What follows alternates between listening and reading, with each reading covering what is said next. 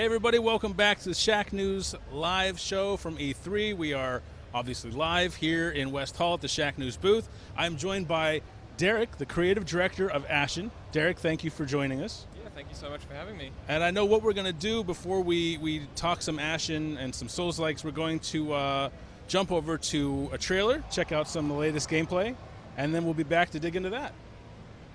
Excellent. Sounds great.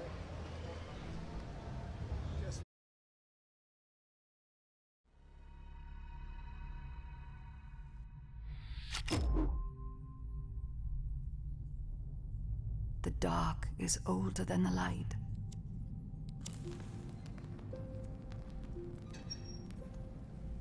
At last a day dawned, and we rose with this first light.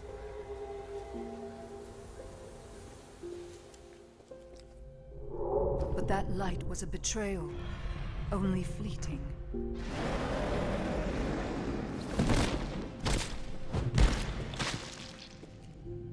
In its wake, the night returned to claim us.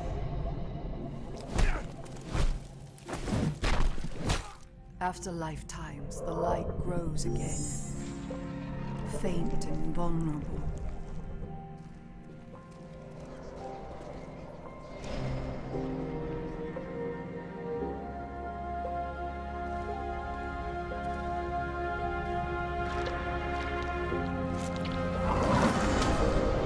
We will live in the new light rather than just survive in the dark. This rebirth will end our wandering.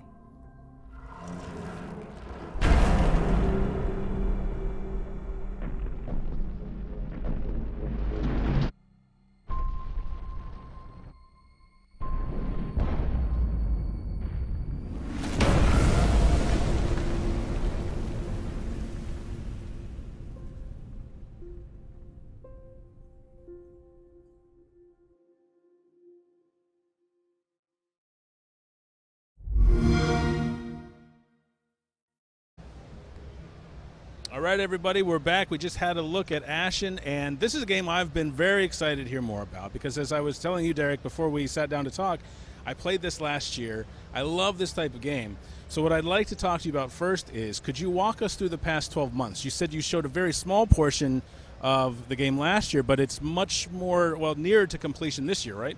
Yeah, absolutely. So last year, what we tried to do was kind of show people a bit of a vertical slice of what the game was. So players who checked it out last year could kind of get a bit of the rhythm of what it was and feel what Ashen was. Whereas this year, you could technically finish the game if you wanted to. Like if you were a speedrunner, you could get through Bring the it whole game. here. Bring it right in front of me right now. Yeah, exactly. Yeah. That it's all there. You can check it all out. So it opens up into a giant open world that you can run through. You can complete quests. You can choose what quests you want to do now, as opposed to before it was a much more of a linear thing so we could showcase it. Now it's just like allowing players to truly experience the game, which is quite special for us. Yeah. A special moment as developers, I guess you could say, that this is the first time the truest expression of Ashen has been out in the wild, which is quite exciting. So, you know, I know people just got to take a look at the trailer, but I'd like to talk to you a little bit about what inspired this game. The first and most obvious touchstone for me was the Dark Souls and Bloodborne series of games. How did this game start, and what do you consider, well, let me put it this way, how is it similar to those games, and how is it its own beast? You know, the biggest point that I would say pulls it away from any of our game influences is that it's open world. I mean, it means that whereas games in like the sort of similar combat genre that we're in anyway, with like stamina-based combat, often make you go down like a certain path where you can set up an encounter and you got to kind of tackle it, but there's a little bit of leeway. But you know, with Ashen, there's so much verticality. We've got things like partway through the game, you can unlock a sort of like a spear travel kind of mechanic, where if you throw a spear at these desiccated monks that are dotted around the world, you kind of open your arms and travel through and kind of land up where that monk was. And that means that like a player who thought they might have to tackle something down a certain channel can now jump on the heads of those things instead, which is just this really interesting open world dynamic that really changes the whole pace of the game and how it feels. And I suppose like the stuff that's similar to other games that is not necessarily in our combat genre is the passive multiplayer. So Whereas a lot of people ask me a question about, like, is Ashen a difficult game? Is it like a hard game? Right. And what's really interesting, particularly for like showing reviewers who play the game solo, is like, wow, Ashen feels hard. It feels like it's in that genre of like tough, grueling, stamina-based combat. Often what people don't see, especially when you just demo one-on-one, is that you'll have a buddy along with you. Like, because we've got the passive multiplayer, which allows people to just hop in and out of each other's worlds, kind of like playing Journey was our inspiration for that one, was that the game is actually a lot more accessible. Like, 2 people changes the game completely. And you know, even that, like, it takes it even further. It takes it almost away from combat and into like the amazing things that players would do that we never expect they could do together. I mean, it does pull in a whole bunch of other mechanics as well. Stuff like, you know, we've got climb mechanics in Ashen in that you can like kind of grab on ledges and jump up things. But if you've got 2 players, you can kind of give them a boost and throw them up like cool. a higher thing. So when you've got someone else with you, you've got access to more of the world. You can fight things. You can take on tougher encounters that you couldn't otherwise tackle. And added to that, the whole open world aspect of it is kind of like 2 players then using those things together. So like one of you could have like speared up to one of these monks and like traveled there and then like jumped down on the enemies while another one like tackles them head on. And you can get these like crazy dynamics going within this kind of open world that has so many choices. So one thing I remember doing last year, I was playing, I think it was at the Microsoft Showcase, there were a lot of people, I went into this cave, there's a spider boss down below, I believe, and another player came into my game, he or she sprung a trap and then left. So what I wonder about the multiplayer is it purely co-op, or can other players inadvertently or maybe purposely make the game a little harder for you? Definitely the game is absolutely co-op. So we've done that on purpose to make sure that, like, you know, you kind of choose your battles, and Right. we wanted to make it the purest expression of co-op that you possibly could. So you can't hurt other players. There aren't really ways to troll them necessarily. And even, like, you know, the way that people start in Ashen is, you know, we make sure that there's a really good progression into learning how to cooperate with other people, how to revive your buddy, how to 2-player climb with your buddy. Just that there's value in like seeing what someone else is doing. If you see them like climbing on a ridge somewhere up there, maybe there's something of value there. If you hop up and kind of like say hello, they might show you something and you kind of go off and do your thing together. It's kind of more the experiences that we want to kind of foster in Ashen. Yeah. So you said that this, the stage of development the game is at now is kind of closer to the truest expression. I'd like to know more about how that expression started. What were some of the influence for this style of game that you wanted to make? Sure, you know, like, I play so many games. It's hard to sort of disentangle what your kind of like influences were. Right. Certainly, I'm a huge Souls fan, and it's humbling to be even compared to that in any way, to be completely honest. And definitely, I had been playing Journey. Super Brothers Sword and Sorcery is a huge I see similarities between the art styles between that game and yours. Yeah, and it's like, an interesting thing that we do when we come up with a new game is that before we even look at combat mechanics, before we look at narrative or even art style, we kind of start to imagine a world you would want to be in. I've had a few people ask me about this this week. Is like, how do you come up with, say, someone asked me, like, how do you come up with the art style? How did you come up with this mechanic? How did you come up with that? And it's almost like trying to imagine a genuine place you would want to spend time in. And as soon as you've got that down, it's like, well, this place feels like it should have this art style. This place feels like, you know, elements from this other game I've seen would work in this environment. Yeah. Or mechanics that we should try doing this like spear travel thing because it feels like it would work in this open world, you know? So it's almost like a contextual kind of like onion that you start like building from the inside out, which is a really interesting and rewarding process. You mentioned quests are in this game, and I know one kind of staple of games of this type is that you're kind of making your own way through, doing everything at your own pace. So how do quests work in Ashen? So you can choose what quests you want to do or don't want to do. They're definitely split into sort of like side quests that'll make you stronger, and main story quests that you need to do to like get through all the stuff. They'll generally lead you to like big bosses and things like that, and dungeons. You know, but you can choose what you want to do in any case, and depending on which quest you complete, your town will grow differently. So the more quests you do for a particular NPC, like they'll start building their house, where your town starts as like an open plot of land with kind of nothing on it.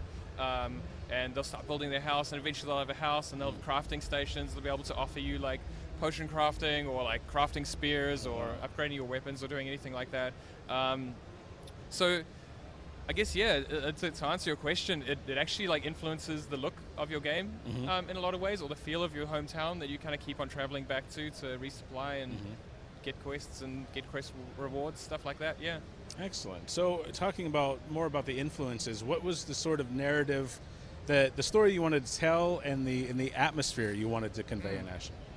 So we wanted to tell a story about a land without light, and so we immediately started thinking like, what would you do to have like a land without a sun? What does that really mean? And what could be a source of light that might have disappeared? And what we came to was a phoenix legend, essentially, where there's been a phoenix which fell from the Tree of Worlds in a past age. It fell down into these plains of darkness where your world is, and it brought light to these plains for the first time ever. And that was the bird dying, though. It was the phoenix dying down there. So eventually that light faded, and a few breaths for that phoenix was like ages. It was sort of the first 3 ages of light that your part of the world had seen. But it died and the world went back to darkness, and it's been a few ages in dark now, but the phoenix is being reborn, and that's kind of the genesis of Ashen. That's the beginning of like what you're exploring, is almost like the light uncovering this untouched land, or this land that's been obscured in darkness or kind of fallen back into like a dark ages where this whole city that used to be there is now covered in ash, and this natural landscape that you're on is actually, built or kind of like been caked in with ash, and like settling on the bones of this like ancient city. And so you sort of start to like uncover what this ancient city was, and like what it means to be like a survivor in the dark, moving back into this sort of golden age, starting to set up your town, which might be the seed of like a new city in the future. If you cut forward like 100 years, your small town might be like where a palace has kind of grown up or something like that. That's great. And at what stage did you want multiplayer to be as important a part of the game as solo play, for the players who might want to just kind of lose themselves in the world and go about it at their own pace? That's an interesting question, because the multiplayer was something we wanted to do right from the start. It was like an interesting challenge for us creatively to try and make a interactive experience where you can form real bonds with people that you just maybe meet once, and that it feels genuine. So a lot of that was like not necessarily going to lobbies and things like that, where you just run past this person completely naturally, as if you would like out in the real world, which is kind of, I think, for us as humans, like it's a natural kind of thing you respond to. Although, having said that, you don't necessarily have to co-op with other people in Ashen. Okay. A lot of the fun for us is that because it's an open world, if you're kind of around where like your checkpoints are and like the main sort of path through the world and all that kind of stuff, if you're near there, you're going to tend to see a lot more people. But if you head out into like the wilds and like further away, it's going to be quite desolate. Like there's going to be way less people, and that gives you the opportunity to see that. And I think for folks who want to kind of do stuff by themselves, you're always welcome to, like, if you see somebody, you can even like say hi and kind of just run past them. And that whole part of the experience is like, it's almost like an unsung hero of what I think the magical experience of this could be, where we talk a lot about like, get into a dungeon with someone else, cooperate with someone else and do these things. But just seeing someone else like running along on the other side of a river and like, oh, they picked up something over there. What were they doing? And then they disconnect, you disconnect. And that's like an absolutely meaningful experience for 2 players. And it's enough that like we've achieved something quite special that no programmer made that happen. No game designer made that happen. It's just like 2 players genuinely saw each other doing something and then got to react to it in whatever way they wanted to. Yeah, it can be so evocative, and it's almost like other players become a breadcrumb trail to lead you into a place you might never have explored otherwise. Yeah, absolutely. I mean, look, you might see them going into some like crazy thing where like monsters hop on them, and like you don't want to get involved in that at all, which is like useful in itself too, I think. Cause, good luck, buddy. Yeah. But it's all good fun, and it's kind of like part of that whole emergent experience that you can get when you've got players just doing stuff you didn't script. Right. So you mentioned about maybe halfway or so through the game you'll unlock the ability to fast travel. But before then, is that right? Did I get that right? Well, actually, fast travel unlocks a lot sooner than that.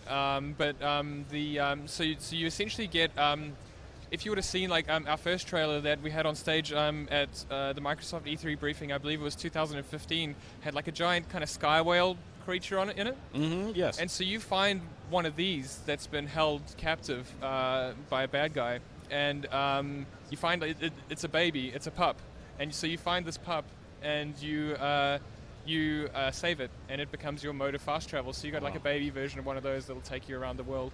Yeah. As well as, so a little bit later, a more advanced mechanic is the spear travel, where you kind of turn into this like weird, I suppose it's like a shadow ghost kind of thing, and you can travel really long distances. That's what you mentioned, yeah. Okay. So yeah, these sort of desiccated monks, which are so these very devout worshippers of the dark, who've kind of been in place for so long that they've kind of started turning to ash, and they kind of just sit there, but their hearts still beat. So you can see this red glow on them. So if you pierce their hearts with your spear, they kind of draw you to them as this like dark shadow kind of thing. Where I suppose even the theme of that's interesting, because there's like this duality of dark and light, and what's necessarily good or bad. Because these like pathways of shadow are kind of helping you, but you're trying to preserve the light as your main quest in the game. But that's a much more advanced mechanic, I suppose you could say. I think it'll be interesting for speedrunners and people like that, even, to be honest, because we've had our developers who know intimately where things are, and they'll sort of do that thing where you aim your spear up like 45 degrees at this certain pixel, and you throw it, and like you go like 2 zones ahead, just because you know exactly how to do that thing. But you know, even for folks who aren't necessarily speedrunners, it's like a lot of fun to like, there's like one of those things like over this chasm, I think I could hit it, and you like throw your spear and you hit it and you like travel over all this stuff. You can see the whole open world from different angles that we didn't necessarily even intend. Which is and that has to be kind of fun for you to see, right? Like, oh wow, I had no idea that someone would even think to do that. Oh yeah, people do crazy things, like already just in the tests that we've done, like it's so much fun. So tell me a little bit more about how close you are to release. You said you're planning to release sometime this year, but that date hasn't quite been locked down yet. Absolutely, we haven't announced a release date yet, but we will be releasing this year, yeah. Excellent. And this will be on Xbox One and Windows 10, correct? Yes. Excellent. Absolutely. Is there anything else you'd like to tell the Shack News viewers watching about Ashen? You know, I'm just really excited to get Ashen into the hands of more people. We're also coming to Game Pass, which is very interesting for us, you know, particularly for a game that needs like a saturation of players to make it exciting. Like folks with Game Pass are going to get like all their friends on immediately, and like you'll be able to play together. You'll have like a really good amount of players just kind of going through the game, helping each other out on day one, which is an amazing thing for us. That's fantastic. Every game I hear, especially during Microsoft's briefing, I was thinking, man, I need to get Game Pass because it's so stacked now. Yeah, absolutely. That's awesome. Well, congratulations, and thank you very much for coming by to talk to me. It was great to see you again. I think I might have met you last year, but if not, we met this year for sure. Yes. And we will be back with more developer interviews live from the Shack News E3 booth.